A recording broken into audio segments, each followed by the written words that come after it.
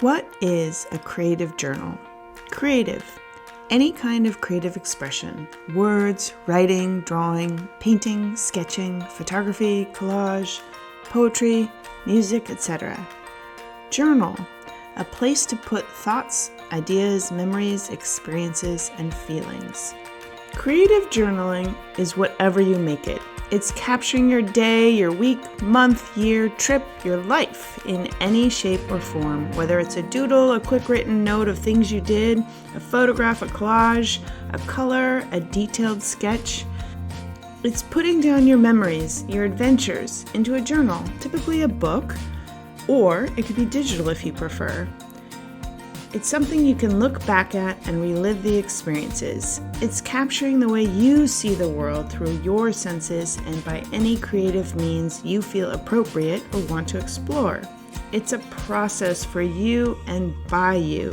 It is your hand, your creativity, your artistry, your expression. You can keep it for yourself, share it with loved ones, or share it with the world. You can make it by yourself or create a shared experience and make one with another.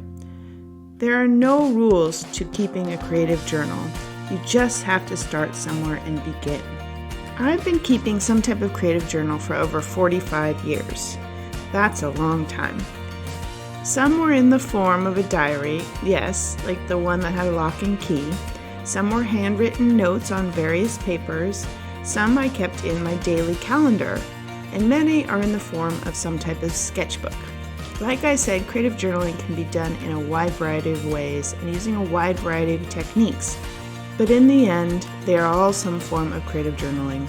Clearly, I'm a big believer in keeping a creative journal. And through my courses, retreats, and community, I want to share with you how to keep one yourself. So keep following along and let's get started.